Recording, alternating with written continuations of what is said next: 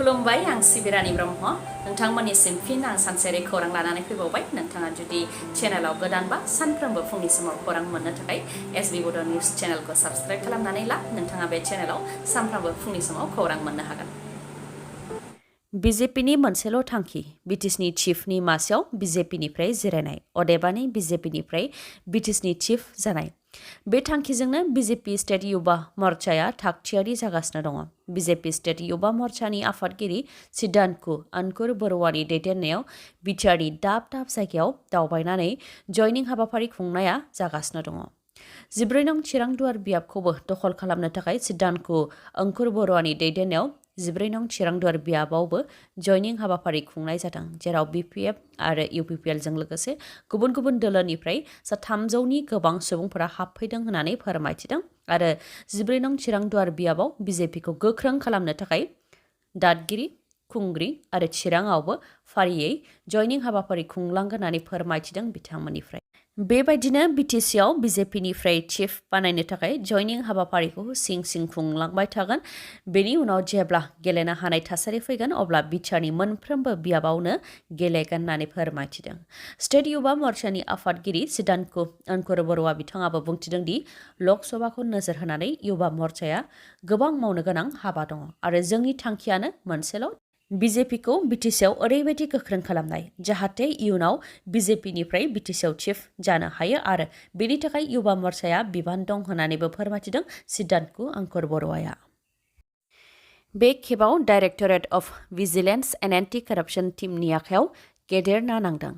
Assistant commissioner of state tax Meenakshi Kakati कलितानि न'आव सिग्रोमनानै मोनदों 65,37,500 रां। गिबियाव जाख्ल'नाय केसखौ लानानै मीनाक्षी काकति कलितानि गुवाहाटीआव थानाय कर भवन अफिसाव सिग्रोमदोंमोन, जेराव 4,000 रां लाफुबाय थानाय समावनो बिथांखौ हमनो हादोंमोन directorate of vigilance and anti corruption टीमआ। जीएसटी अनलाइन फांसनखौ रिएक्टिभेट खालामनायनि मुङावनो 4,000 रां लादोंमोन मीनाक्षी काकति कलिताया। बेनि उनाव बिथांनि मावख'आव रेड खालामनायनि उनाव बिथांनि न'आवबो रेड खालामहैदों, जेराव 65,37,500 नोगोद रां हमनो हादों। बेनि अनगायैबो मीनाक्षी काकति कलितानि न'आव सिग्रोमनाया दासिमबो जागासिनो दं होननानै रिपर्टआव मोननाय जादों। बिथांनि अनगायैबो जाख्ल'नायनि केसआव कामरुप रुरेलनि नागरबेरा सार्कल अफिसनि लाटमण्डल महेन्द्रनाथखौबो हमदों। हापात्तानि जेंनाखौ सुस्रांनानै होनायनि मुङाव रां दाबि खालामदोंमोन लाटमण्डल महेन्द्रनाथआ। बेयावनो रां लाफुबाय थानाय समावनो directorate of vigilance and anti कराप्शन टीमजों हमजानो गोनां जादों। साब इन्सपेक्टर जुनमनि राभा थैनायनि उनाव मोनफानि उनाव मोनफा गोदान गोदान खोथाफोरा सोराङाव फैदों। जुनमनि राभाखौ बुथारनाय जादों आरो बिथांखौ बुथारनायाव एसपि आइसिनिनो आखाइ दं होननानै सासे पुलिसनि ड्राइभारा फननि गेजेरजों सावरायनाया खौरांगिरिफोरनि आखाइ नांदों। पुलिसनि ड्राइभारनि अडिअ भाइरेल जानायनि बायदिब्ला थैनायनि सिगां साब इन्सपेक्टर जुनमनि राभाया नगावआव गारिजों खेबथामै गिदिंदोंमोन, जाय गारिखौ गुबुन सुबुङा सालायदोंमोन। बेनि उनाव एसपि एएसपि असिया माबा खोथाखौ लानानै सावरायलायदों। बेनि उनावनो असिया साननायजों थाथेरनो हायै बायदि जादों आरो गासै थानाखौ थाला बन्द खालामनोबो बिथोन होदों। हरनि 11:30 निफ्राय 12 गेजेराव जुनमनि राभाखौ लहाजों सोरबा बुथारदों। ओजोंहाय आं आरो असिया साब इन्सपेक्टर जुनमनि राभाखौ नागिरगासिनो दंमोन। बेनि उनाव असिया गोबां टेनसनजों एसपिखौ फन खालामदोंमोन आरो बेनि उनाव हरनि 12:15 जुनमनि राभाखौ रिजार्भ क्लसआव दोननो थाखाय बिथोन होदों। नाथाय बिनि माखासे समनि उनावनो साब इन्सपेक्टर जुनमनि थैनायनि खौराङा ओंखारदों। बेनि उनाव हरनि 2:15 3 रिंगासोआव एसपि डिएसपिआ साब इन्सपेक्टर जुनमनिनि न'आव सिग्रोमहैदोंमोन। पुलिसनि ड्राइभारनि बे अडिअ'आ भाइरेल जानायनि अनगायैबो बिथांनिनो गोबां खोथा सावरायनायाबो भाइरेल जाबावदों दि जाय जुथाखौ गाननानै साब इन्सपेक्टर जुनमनि राभाया थानायाव फैदोंमोन, बे जुथाखौ गाननायैनो बिथांनि गोथै देहाखौबो मोनदों। नाथाय थैनाय समाव बिथांनि थोंसे आथिङावल' जुथाया दंमोन आरो गुबुन जुथाया गारिनि उननि सिटआव दंमोन। बेनिखायनो ट्राकआ सौख्रांफैनायनि सिगां सानै सुबुङा जुनमनि राभाखौ जिनाहारि खालामदों जानो हागौ आरो जुनमनि राभाखौ बुथारनायाव रोखा रोखा पुलिसनि आखाइ दं। गासैबो लोगो नांनानैनो बुथारदों होननानै पुलिसनि ड्राइभारा गावनि न'खरनि सुबुंजों फनाव स्रोदै रायज्लायखुमादोंमोन। बे अडिअ'आनो दा जेरैथिंबो गोसारनानै दङ। बिसमुरिनिफ्राय सरलपारा लामाखौ फाहामनायखौ लानानै दैदेनगिरिफोरनि गेजेराव दान्थे बिदान्थेया जोबनानै थाङाखै। दोंसे लामाखौनो बिपिएफ आरो इउपिपिएल दोला फाहामनानै होनो ओंखारनायनि उनावनो मोननै दोलोनि गेजेराव दान्थे बिदान्थे।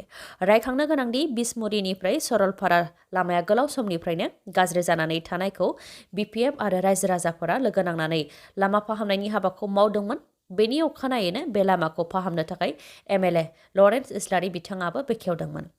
गोलाव सम लामा गाज्रि जानानै थानायखौ सोरखारा नायसनाखैमोन, नाथाय बिपिएफआ लामा फोसाबनायनि खामानि मावनायखाय बिथांमोनहा लाजिदों होननानै बुंथिनायजों लोगोसे बिथांमोननि सोरखारा सांग्रेमा सोरखार होननानै बुंथिदोंमोन बिपिएफनि दैदेनगिरि प्रहलाद ब्रह्मआ। दा फिन सांग्रेमा सोरखार बुंनायनि सायाव फिन जाथाय होदों देबरगाव इउपिपिएल ब्लकनि आफादगिरि बिजितगोरा बसुमतारिया।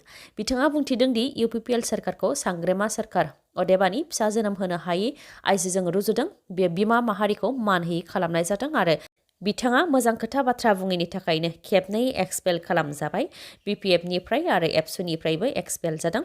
प्राइम मिनिस्टारखौ सोंखारिनायनि थाखायबो बिपिएफनिफ्राय एक्सपेल जादोंमोन आरो समाजनि बेरेखा हाबा मावनायनि थाखाय एबसुनिफ्रायबो एक्सपेल जादोंमोन प्रहलाद ब्रह्म होननानै बुंथिदों बिजितगोरा बसुमतारिया।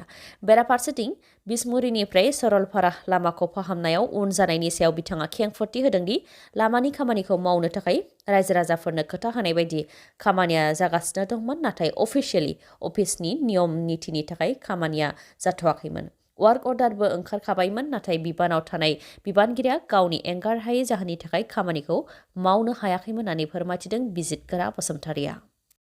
बिसायख'थिनि फिथाइ फोसावखांनायनि सानबा उनाव कर्नाटकआव सोर गिबि मन्थ्रिनि मासियाव जिरायगोन बेखौ गोबां सावरायनायनि गेजेरजों कर्नाटकनि रायजो राजाफ्रा गिबि मन्थ्रिखौ मोननो हाबाय। सिद्धारामाया बिथाङा गिबि मन्थ्रिनि बिबानखौ लासिगोन आरो डि.के. शिबकुमार बिथाङा लेङाइ गिबि मन्थ्रिनि बिबानखौ लासिगोन। दिल्लीयाव कंग्रेसनि गोजौ थाखोनि दैदेनगिरि राहुल गान्धी आरो सनिया गान्धी बिथांमोनजों सावरायहैनायनि उनाव सोर गिबि मन्थ्रि जागोन आरो सोर लेङाइ गिबि मन्थ्रि जागोन बेखौ थि खालामनाय जाबाय आरो बिथांमोना फैगौ 20 मेआव समायखिराखौ लागोन। रिपर्टनि बायदिब्ला डि.के. शिबकुमारा लेङाइ गाहायनि बिबान मोनदोंब्लाबो बिथांनि गोहोआ गिबि मन्थ्रिजोंनो समान जागोन आरो गिबि मन्थ्रिनि बिबान मोननाय मोनिखौ लानानै बिथांमोननि गेजेराव जेबो जेंना गैया। रायजो राजाफोरनो जि खोथा होदोंमोन बेखौ आबुं खालामनो खौसे जानानै खामानिखौ मावलांगोन होननानै फोरमायथिदों बिथांमोनहा। आरो 20 मेआव समायखिरा लानाय हाबाफारियाव 2024 मायथाइयाव जानो गोनां लकसभायाव बिजेपिनि हेंथा जेसेबां दोलो दं बिथांमोनखौ लेंहरनाय जादों, जेरै सोनाब बंगनि गिबि मन्थ्रि ममता बेनार्जी, तामिलनाडुनि गिबि मन्थ्रि एम.के. स्टेलिन, तेलेंगानानि के. चन्द्रशेखर राव, बिहारनि नीतीश कुमार बिथांमोनजों लोगोसे गुबुन गुबुन दोलोफोराबो बाहागो लाफैगोन होननानै फोरमायथिदों बिथांमोनहा। सिक्किमाव गेदेर बास जाब्रबथाय, प्ले स्कुलनि बासआ बेलथायदों, जायजों सा 26 उन्दै गथ'साफोरा जोखोम जानो गोनां जादों आरो सा 13 फरायसाफोरा गाज्रियैनो जोखोम जादों। सिक्किमनि गेंटक साखाथियाव थानाय माकायाव जादों बे जाब्रबथाया। उन्दै फरायसाफोरनि प्ले स्कुलनि बासआ जाब्रबथायजों बेलथायदों, जेराव बासनि सिङाव फरायसाफोरजों लोगोसे फोरोंगिरिफोर आरो गुबुन स्टाफफोरबो दंमोन। जोखोम जानायफोरनि मादाव बांसिनै 3 निफ्राय 5 बोसोर बैसोनि गेजेराव आरो जोखोम जानाय फरायसाफोरखौ उनाव STNM हस्पिटालाव फाहामथायनि थाखाय थिसननाय जादों। नगाव जिल्लानिफ्राय सा 148 पुलिसफोरखौ ट्रेन्सफार खालामनाय जाबाय। नगावनि एसपिनि दैदेननायाव नगाव जिल्लानि सा 148 पुलिसफोरखौ गुबुनाव दैथायहरनाय जाबाय। साब इन्सपेक्टर जुनमनि राभा थैनाय जाथायखौ लानानै CIDआ नायबिजिरनायनि हाबाखौ मावबाय थानायनि गेजेरावनो नगावनि सा 148 पुलिसफोरखौ ट्रेन्सफार हरदों, जायनाखि जुनमनि राभानि जिउ गोमानाय आरो नंखाय सना फालांगि खालामनायखौ लानानै पुलिसनि सायाव अजद होदों आरो आसि दिन्थिनाय जादों। बेनि सायाव डक्टर हेमन्त बिश्व शर्मा बिथाङा बुंथिदों दि पुलिसनि सायाव मानो आसि दिन्थिदों आरो पुलिसनि सायाव अजद होनानै जेबो मुलाम्फा गैया। बे 2 बोसोराव गासै आसामाव गोजोन फैबाय। मोनानि 12 रिंगा 1 रिंगासिम बेरायनो हानाय थासारि जाबाय। बेबायदियाव मानो पुलिसनि सायाव आसि दिन्थिदों? दा पुलिसनि जाख्ल'नायाबो खम जाबाय होननानै बुंथियो आसामनि गिबि मन्थ्रि डक्टर हेमन्त बिश्व शर्माया। लोगोसे बुंथिबावो दि जाथायनि सायाव CIDआ नायबिजिरनाय हाबाखौ मावगासिनो दंखायो, नाथाय नखरनिया बेजोंबो गोजोनाब्ला CBI इनकुवेरि होनायावबो हेंथा गैया होननानै बुंथियो बिथाङा। आसामनि दाब जायगायाव 18 मेआव बर' बिजों सानखौ फालिदों। उदालगुरि जिल्ला एबसु, उदालगुरि जिल्ला बर' थुनलाइ आफाद आरो बेहेरगाव जिल्ला बर' थुनलाइ आफाद जयैनो उदालगुरि नोगोरनि बिष्णु राभा ख्रिस्टि संघआव बर' बिजों सानखौ फालिदों, जेराव दुलाराय बर' फरायसा आफादनि गाहाय दिपेन बर' बिथाङाबो बाहागो लादों। दिपेन बर' बिथाङा फोरमायथिदों दि 8 मेआ बर' हारिनि जारिमिनारि सान आरो गोथार सान। 1963 मायथाइनि 8 मेआवनो बर' रावा आसाम सोरखारनि फरायसालिफोराव गिबियै थिसनजादोंमोन। बेनि उनाव बर' माहारिखौ मोजां मोनग्रा आरो अनसायग्राफोरनि गोबां दाबि खालामनाय आरो सोमावसारनायनि गेजेरजों मेट्रिकआवबो बर' रावजों लिरनो हानाय जादों। भारतनि संबिजिताव जायगा मोननो हादों। आसामनि लोगो सोरखारि राव गनायजादों। इउनिभार्सिटि लेभेलाव बर' आयदायाव मास्टार डिग्री खालामनो खाबु मोनदों आरो दा हायार सेकेन्डारि लेभेलावबो बर' बिजोंजों सोलोंथाइ होनो थाखाय सोरखारा थांखि लादों होननानै फोरमायथिदों। लोगोसे बुंथिबावदों दि नेशनेल इडुकेशन पलिसिया बिमानि रावजोंनो सोलोंथाइ लानायखौ गोनांथि होदों, नाथाय आसाम सोरखारा बेनि हेंथा थांनानै बिमा रावनि हेंथायै थाखो 6आव मेथ्स आरो साइन्सखौ इंराजि रावै फोरोंथाइ होनो थाखाय बिजाब रानदों। नाथाय आसाम सोरखारनि बेबायदि थांखिजों बर' बिजोङा थैनो थांगासिनो दं आरो बर' बिजोंनि इयुना मोजां नङा।